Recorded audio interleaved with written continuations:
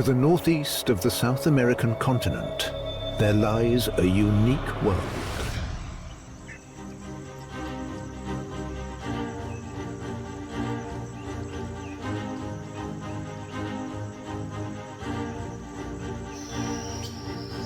For a small country, Guyana has a remarkable variety of species and landscapes.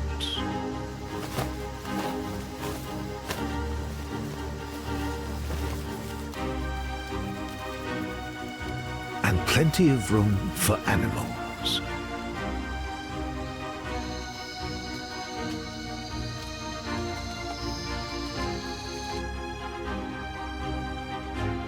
Plenty of room for people, too. But here in the southwest, few take it up. This land may seem empty and neglected. And yet these landscapes are brimming with life.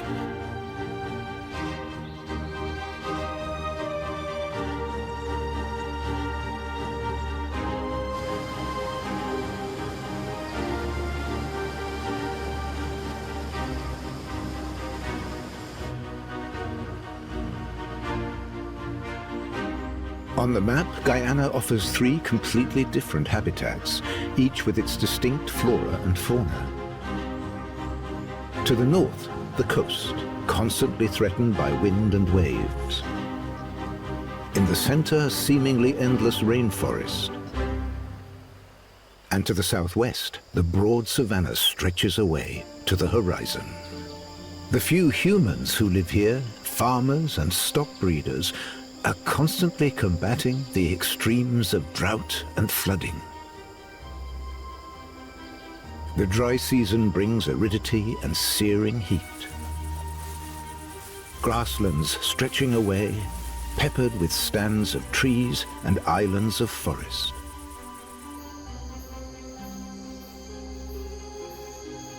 The wet season transforms the savanna into a land of lakes.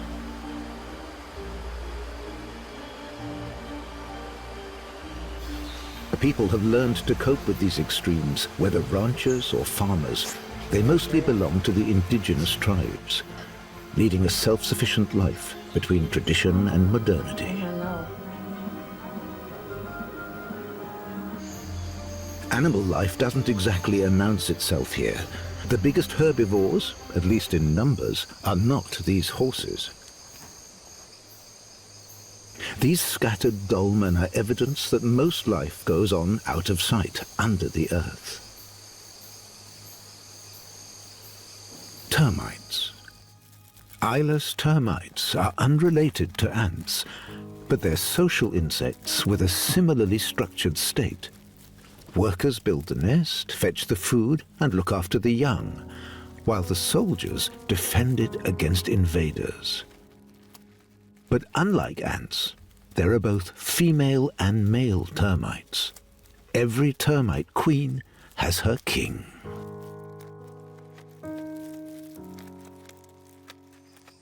Termite mounds are chimneys, ventilating and cooling the nest that extends far underground.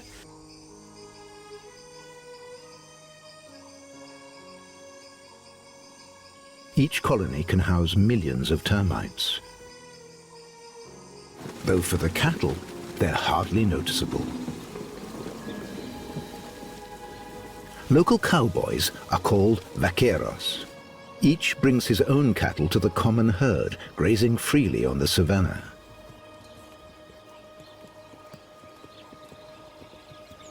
They've come across a young, unbranded calf. Each man knows his own cattle. They're with them every day. The cattle are their living, their mobile bank accounts. A healthy steer can be worth $1,000 US. If they need cash, they catch one and sell it. So each new member of the herd is soon identified and claimed.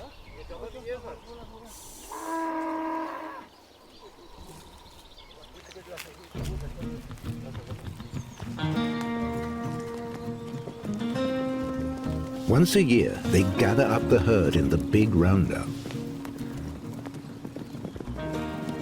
Days of tough work.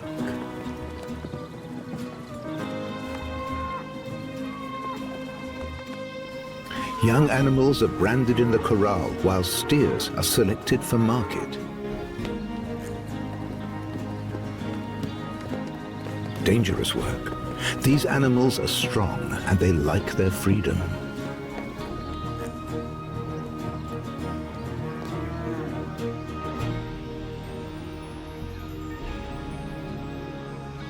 Just like the vaqueros, who ride barefoot and never use gloves.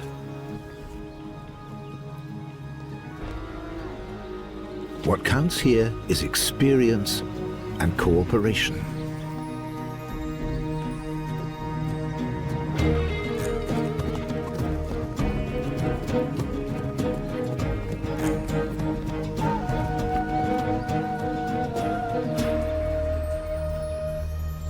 Only steers will be sold. Cows stay with the herd, along with the calves. They are the vaqueros' capital. Roundup completed, the cows are allowed back into the savannah.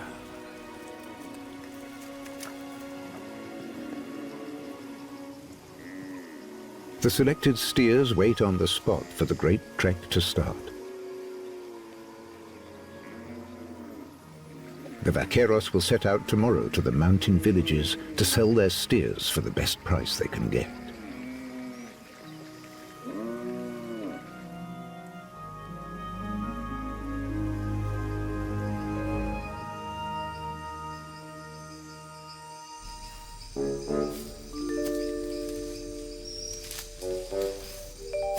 The day starts at dusk for one of the savannah's few big wild inhabitants, the anteater. After sleeping through the heat of the day, it's on the lookout for its favorite and almost its only food.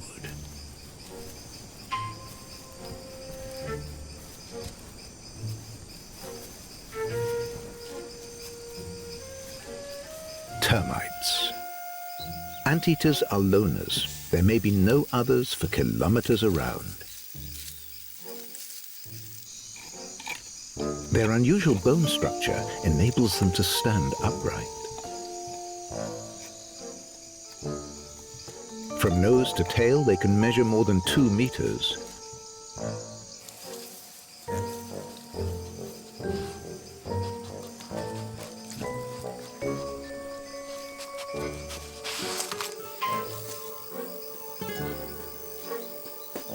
They can't see well and locate their prey by its scent. They eat nothing but termites and ants.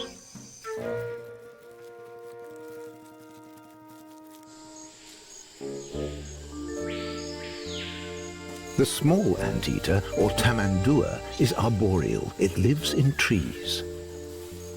Like its bigger relative, it plunders termites' nests, but this one does a lot more damage. First, tearing deep holes with its long, curved claws. Only then will it deploy its elongated jaws and 40-centimeter tongue.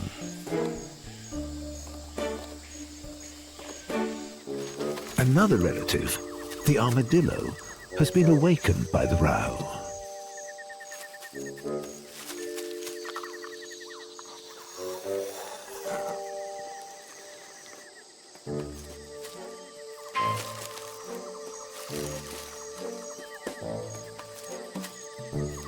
It's been using part of the termite's nest as a burrow.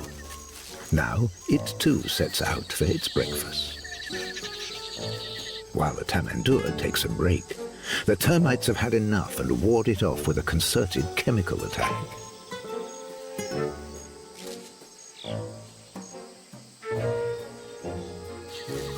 Armadillos eat insects, but not exclusively.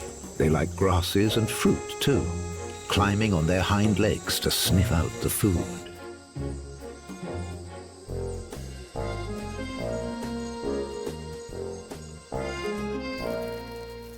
The worker termites are already starting to repair the damage.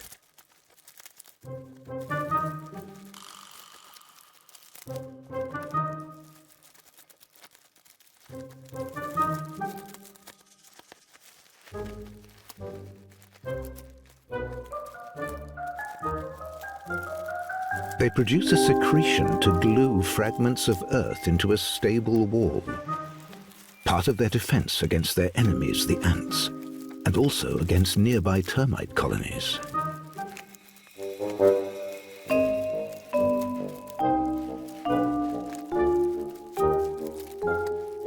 They must close up all the holes as soon as possible.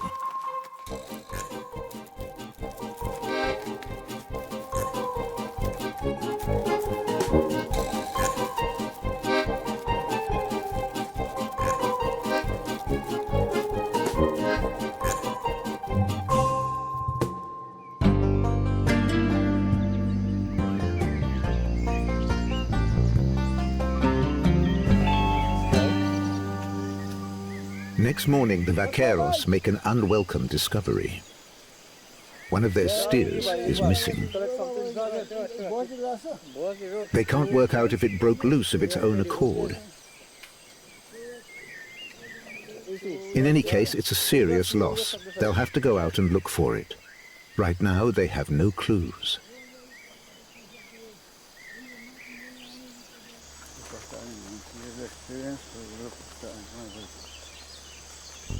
Elmo is the oldest and most experienced of the vaqueros.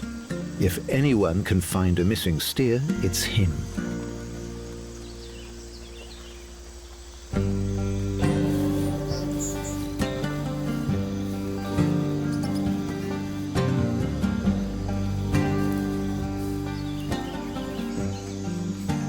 He's riding to the lookout point.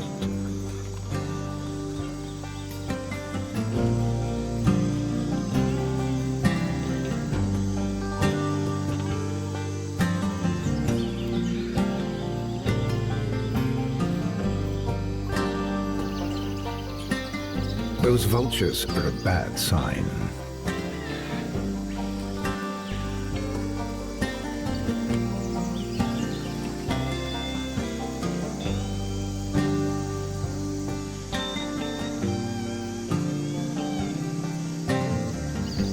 But they're the best chance of finding the steer.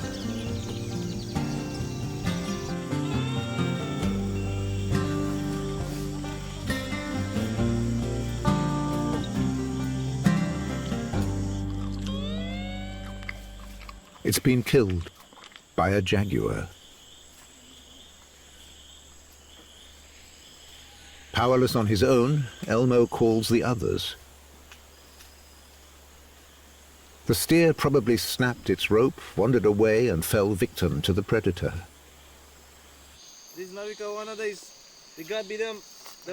Only when the others arrive will Elmo approach the carcass. One man on his own would be defenseless against the jaguar.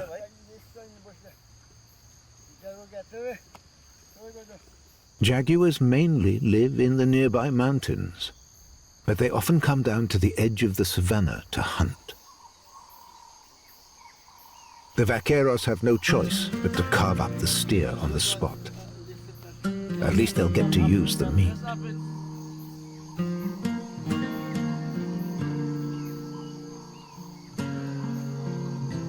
They don't want to take revenge on the jaguar.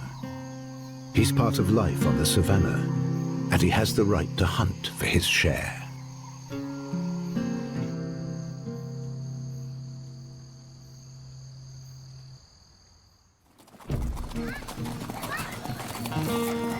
Nothing stands still here. The remaining steers are hurrying to the mountains, where the villagers are already waiting for their meat. This is their last steep journey.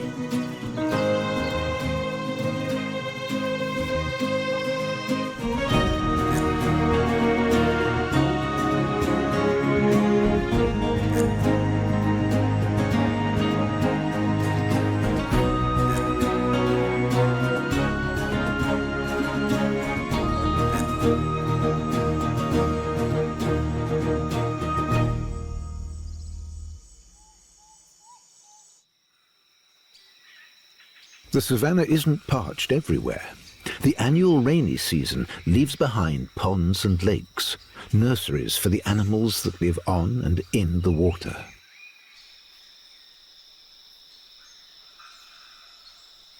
The Victoria amazonica, the giant water lily. It blossoms for only 2 nights.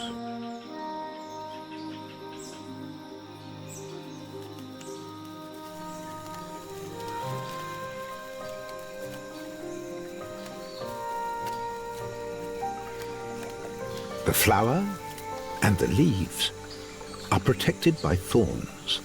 It's usually found in Amazonia. It's a rarity here, as this river system has no link to the Amazon basin.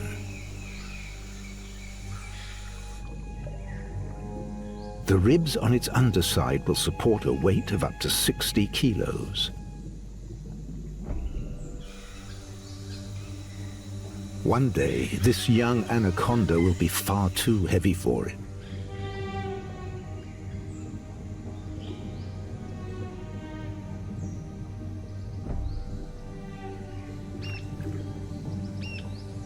The anaconda loves the water where it's most mobile, the perfect environment for it to hunt.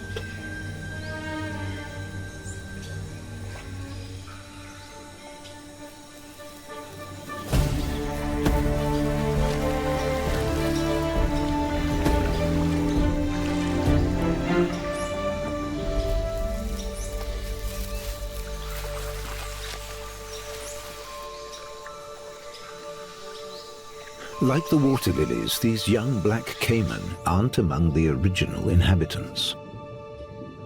They're both here because of the rainy season.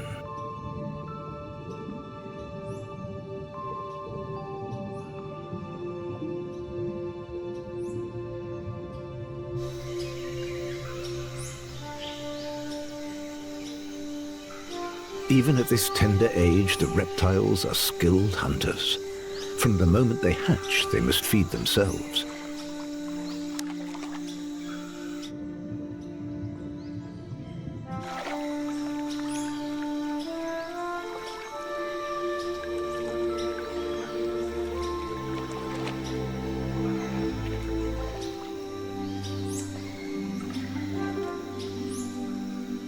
But they haven't been abandoned.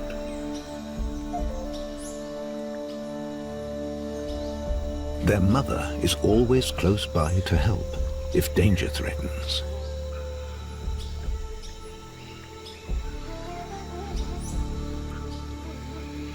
Black caiman originated in the Amazon basin. The floods of the rainy season formed a kind of bridge to bring them to Guyana. The Rio Branco river system is connected to the Amazon basin, while the Essequibo, Guyana's greatest river, flows away to the north. Geologically, the two are not connected.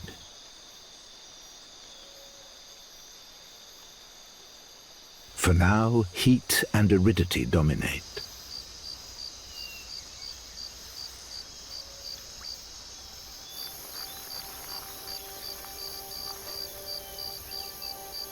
Beyond the ponds, the earth is parched. The dry season is reaching its peak.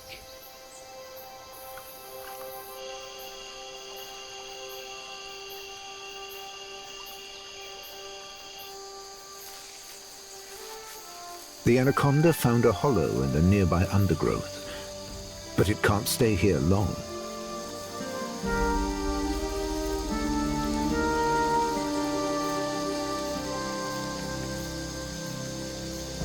Beyond a certain size, it can only survive in the water.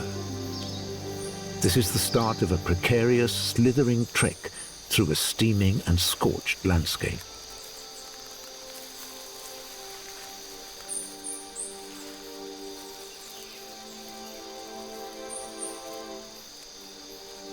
Staying on land, it would be crushed by its own weight, and it would suffocate.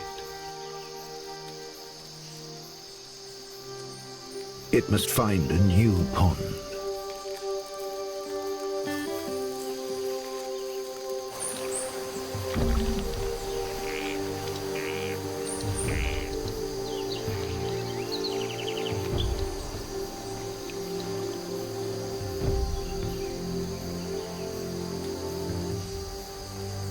Even in the shadow of the copses, the ponds are scarcely more than mud.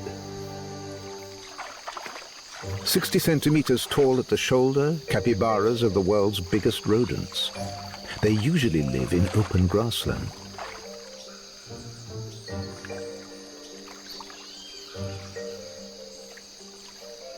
But this mud cools them and protects them from parasites.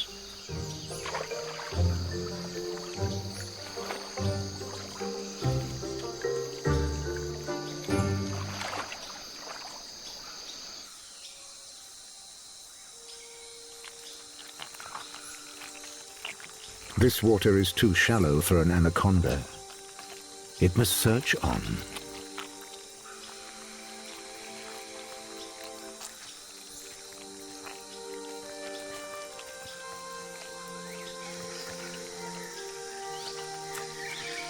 Its sense of smell alone will direct it now.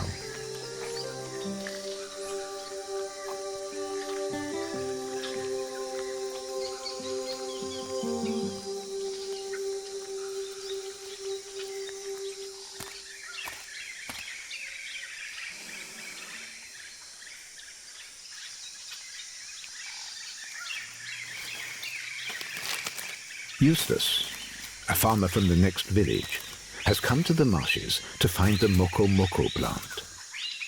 He has a commission from the women of the village to plat a matapi, a kind of sieve. For that he needs the stalks of the moko. They only grow in the damp hollows of the ponds. The long, flexible fibers are ideal for plaiting.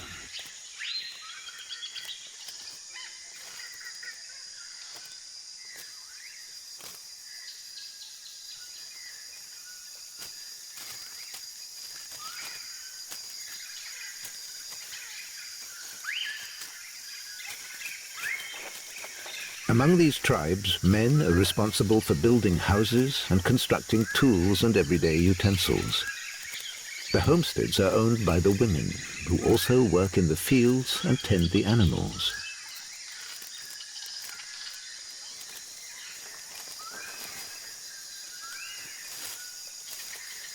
Eustace now has more than an hour's walk home.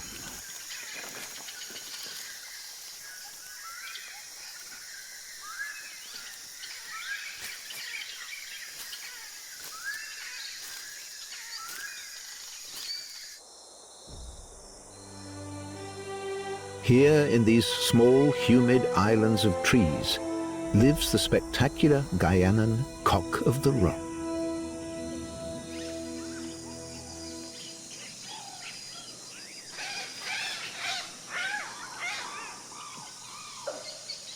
His bright orange plumage serves one purpose only: to attract females. To that end, he has prepared a stage and swept it free of fallen leaves and twigs. He's not alone. The competition has turned up. But of females, there's no sign. The cock of the rock noisily makes his presence felt.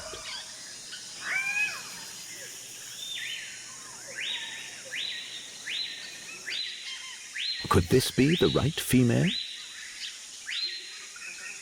Our hero enters the stage, and the show begins.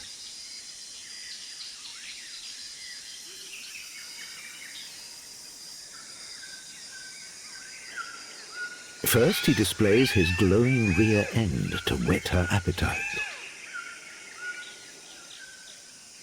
Next step, she examines him.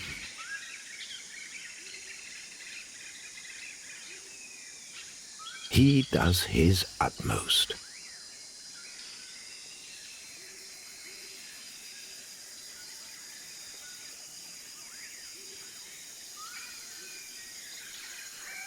By hopping, he shows off his feathers to best advantage. A sideways glance, and she flies away.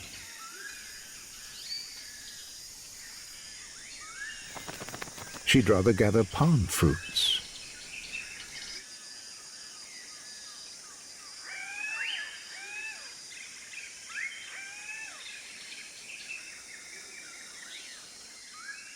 The spurned suitor senses his rejection. He must improve his technique.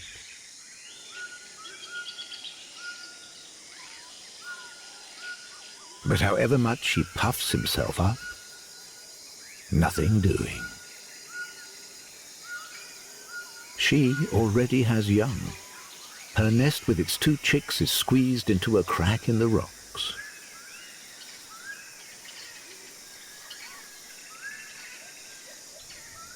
And the male is already building himself up for the next round.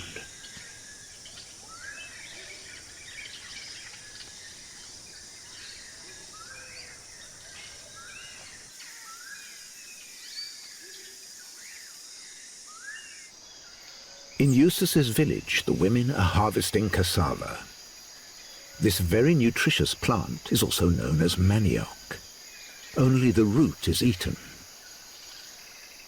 But cassava contains toxic hydrocyanic acid, cyanide. To make it edible, it must be processed.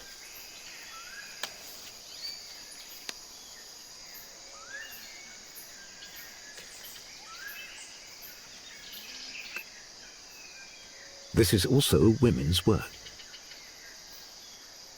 A full basket weighs at least 30 kilos. All the farmers here are self-sufficient, and all the heavy work is shared by the community. After school, Abini helps her mother with the harvest.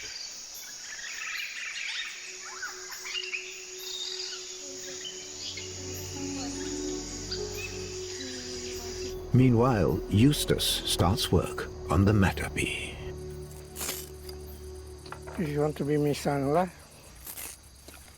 let me squeeze your ears a little bit. This one green. This one green.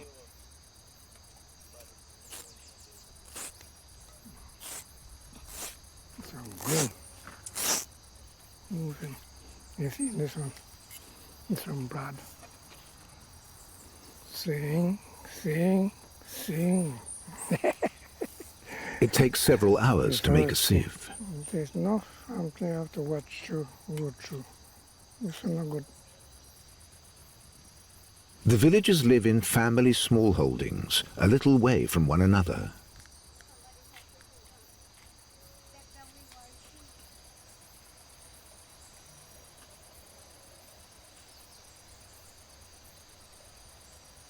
Chickens, ducks, and papayas growing on the surrounding trees complete their daily diet.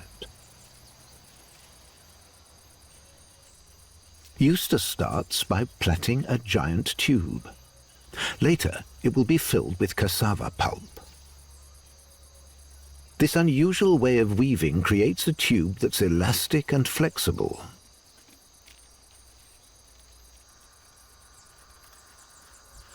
It plays a crucial part in processing the cassava root.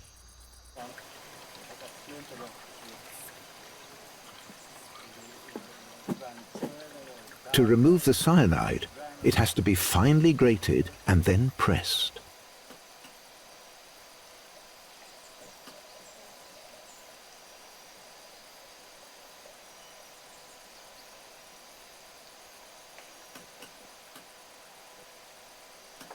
According to legend, this technique was inspired by an anaconda digesting its prey. The bloated snake stretches itself lengthways to squeeze out the nutrients.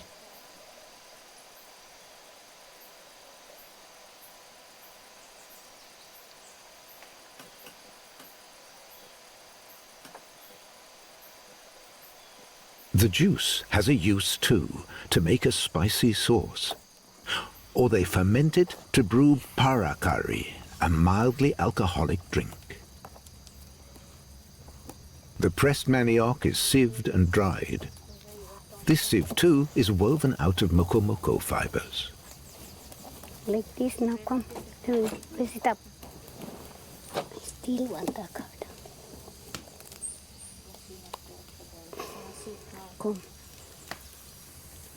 See this pan? So big. Cassava bread, curry, like this, you see? The pan big. this first Christmas drink. This. See? You want to try? You want to put your hand right there? Just like this, slowly. You see, and then you want back like this. See? And the heat now evaporates the deadly cyanide. The result is flatbreads that will stay good for weeks. Apart from her house, every woman owns an open kitchen. It keeps the heat of cooking bearable and lessens the risk of fires.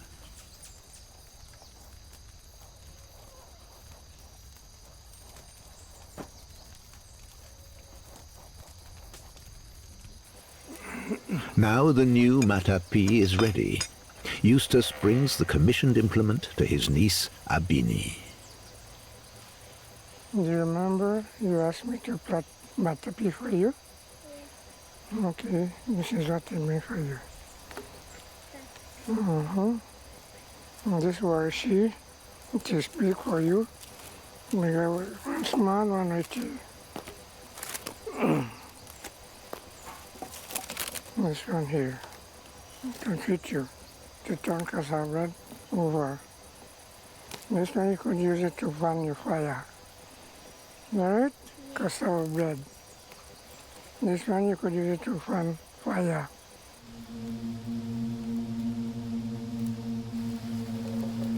At the peak of the dry season, bushfires break out. They're important for the renewal of the savannah. They keep the forest at bay, helping the grasses grow, while their ash is an effective fertilizer.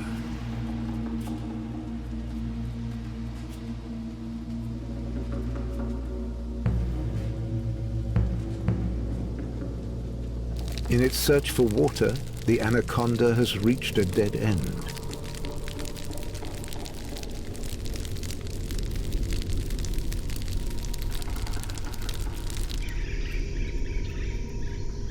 At the edge of the fire, raptors and vultures are waiting for the animals that weren't quick enough to make their escape.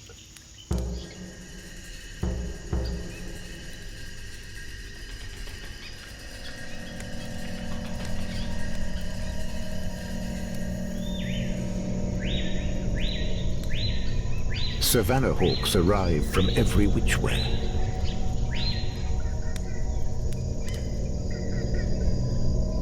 Even though there's plenty of prey, fights break out where the predators gather.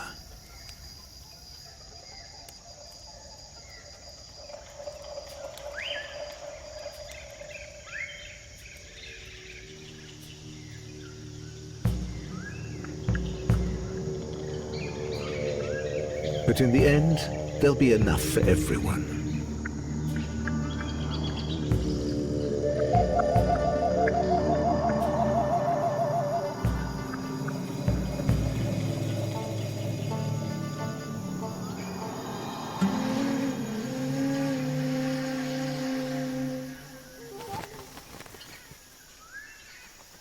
Now, heat and drought are claiming victims everywhere. The giant anaconda is one of them.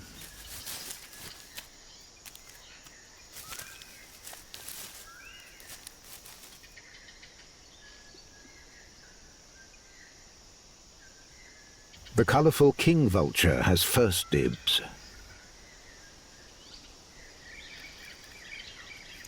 He's just the biggest of the scavengers. Turkey vultures and other relatives are here too.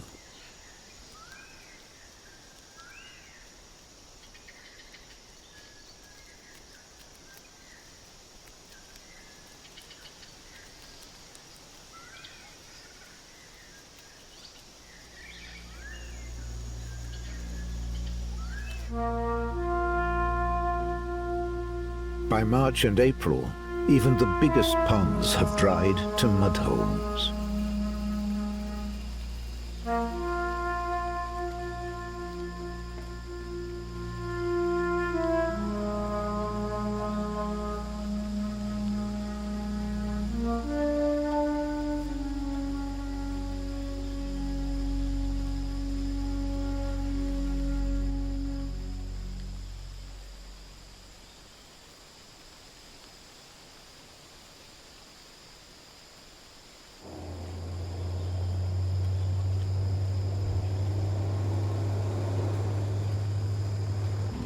Today, Emily is on the way to Bina Hill.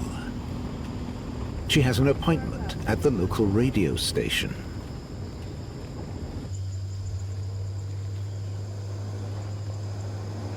The station is the only source of information for villages separated by many kilometers. The region has no TV, internet, or a daily newspaper.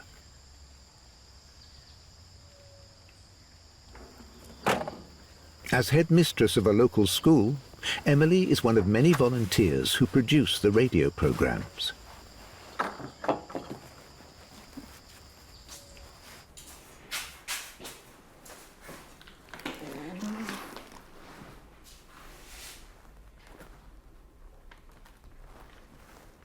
Radio Paibomac is one of the only stations in South America run by indigenous peoples. It makes educational programs and regional news. It broadcasts in English, Makushi, and 3 other indigenous languages. And coming back. When we cross out, we start with the ones. Michael Williams is presenter, newsreader, and head of music. So, you will cross out how many marbles? 2! Many teachers like Emily support him with reports from their villages. He takes the main news from the station in the capital city, Georgetown. The first broadcast began at 14 hours. What is Radio Paimac? The word Paimac is an acronym made up in parts from the acronym was given by Mr. Adam Nash of Anai village from 3 mountains, namely Parime Mountain, Iwokrama Mountain, and Makarapang Mountain. Radio Paimac was set up to improve communication, to maintain Amerindian culture, educate people, and keep communities entertained. Okay, as Guyana experiences climate change, Radio Paimac 97.1 Bin FM was proud to record a recording of the Bin Hill Institute for Learning students, the first climate change song ever sung in Guyana, and we're so happy to promote it.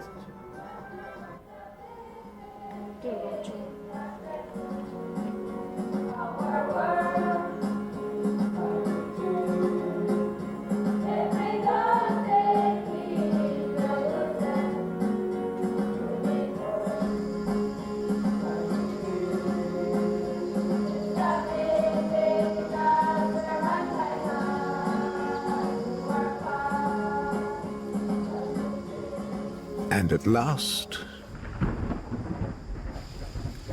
the first rain in months. Relief for people and for nature.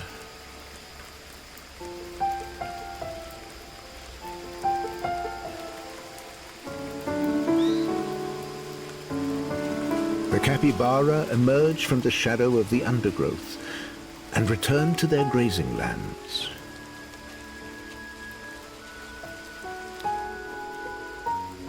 These are hard times for the vultures.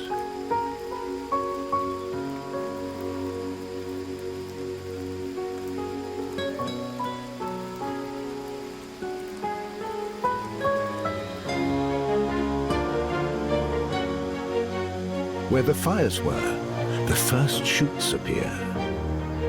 The savannah is turning back into grassland.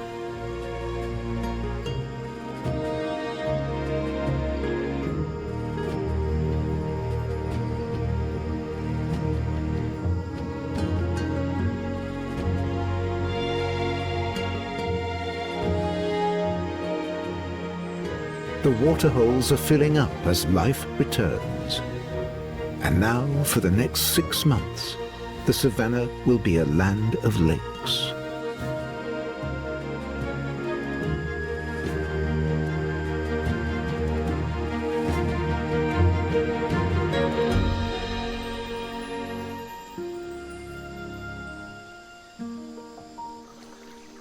Water hyacinths soon cover great parts of the surface. Supported by their air-filled stalks, they float tightly packed side by side. The whole region has become a wetland.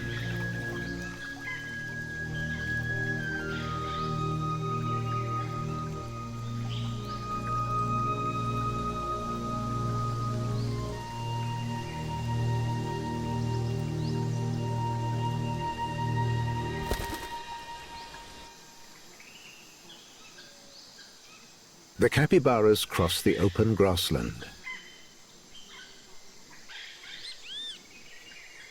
Living in small herds, they're active throughout the day and in the evening.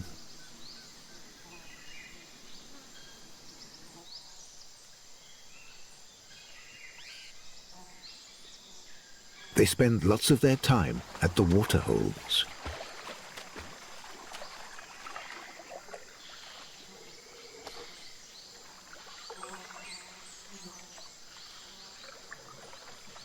Capybaras are well adapted to life in the water. Just like the caiman, their eyes, ears and nostrils are located high in their head, so they're hard to spot in the water and can make the most of the buoyancy of their bodies.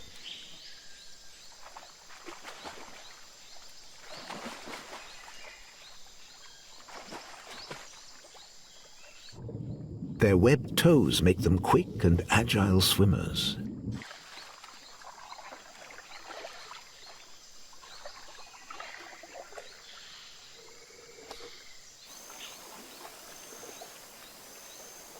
Jabiroos, too, benefit from the fresh bodies of water. At 1.40 meters tall, they're the storks of South America. They eat small fish and amphibians. These shallow water holes are ideal hunting grounds. Jabiroos live together in groups, using their 30-centimeter long bills to fish prey out of the shallow waters.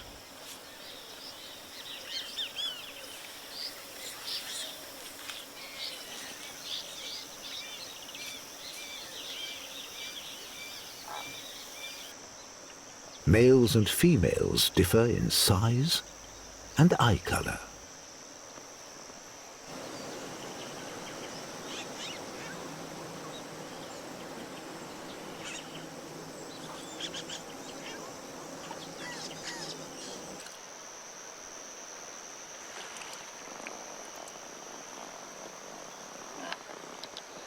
South American kingfishers are bigger than their European cousins, but they have an identical fishing technique. This snippet will satisfy him for a couple of hours at most.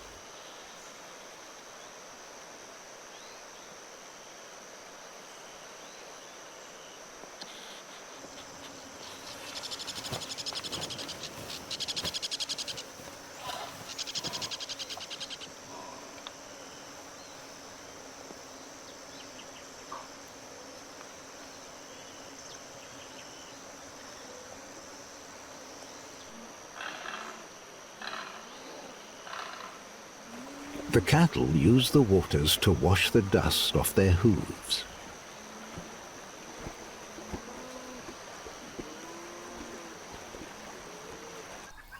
The Jabiroos don't gather in colonies, but in small family groups with 2 to 4 young.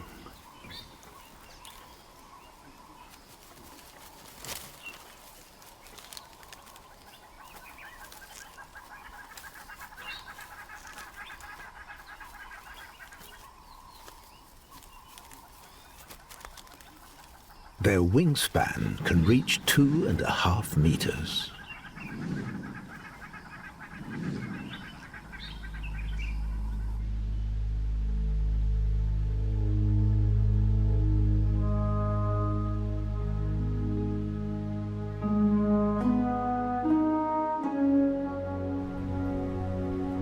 More rain clouds approaching, heralding a heavy storm.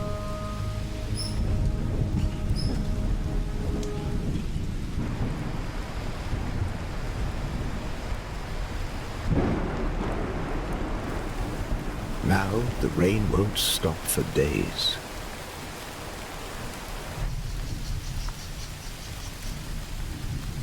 Anyone who can flees to the trees.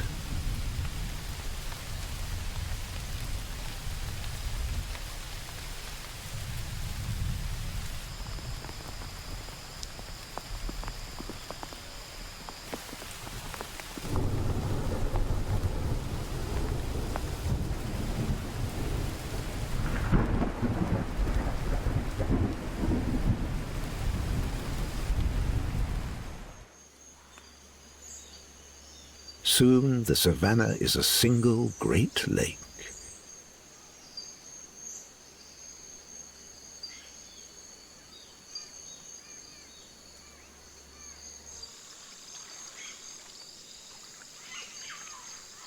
Rainbow boas and capybaras now have room to spread out.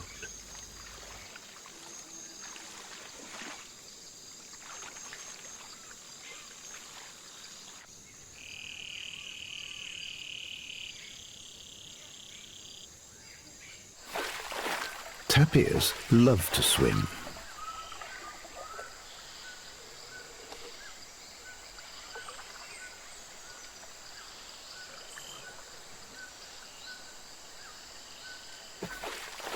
Others have no choice. The anteater is looking for higher ground.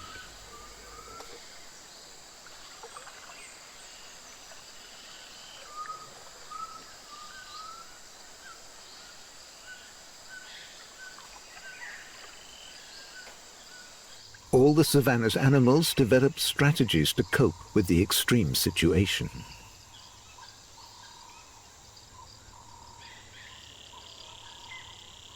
But the flood still claims its victims. The effort of swimming was too much for this tamandua.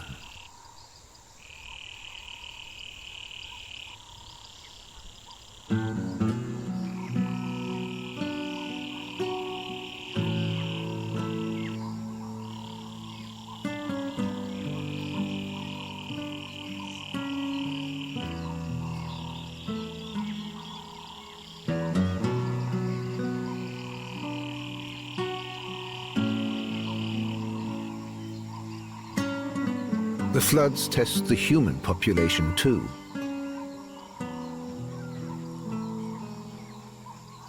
Tearing away bridges and destroying roads.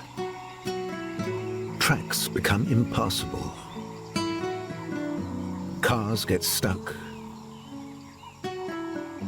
And the only way to move around is by boat.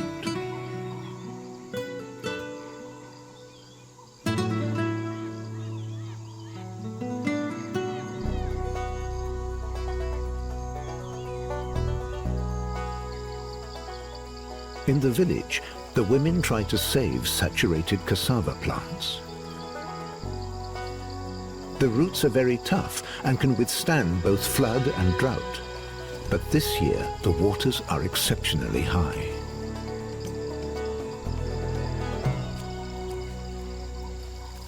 As fast as possible, they dig a new field and replant the cassava.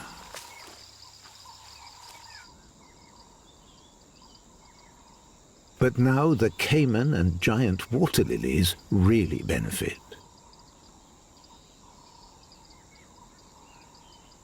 Until well into the 18th century, maps of the savannah depicted a mysterious body of water, Lake Parime. This is the explanation. When the floods are high enough, the waters create a bridge between the Essequibo and the Amazon. Two great river systems are briefly linked.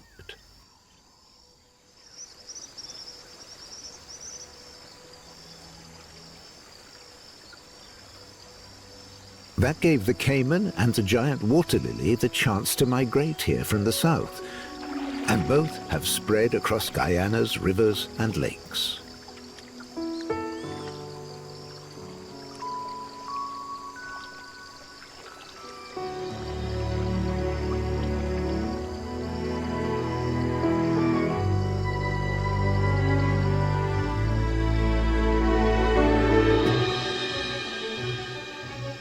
Lake Parime was always believed to be the figment of a cartographer's imagination. One scientist would describe it, the next would search for it in vain.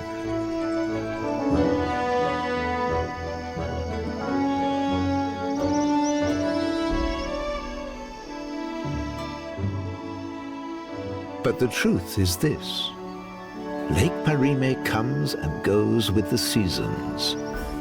Only those who arrive in the rainy season will get to witness its miracles.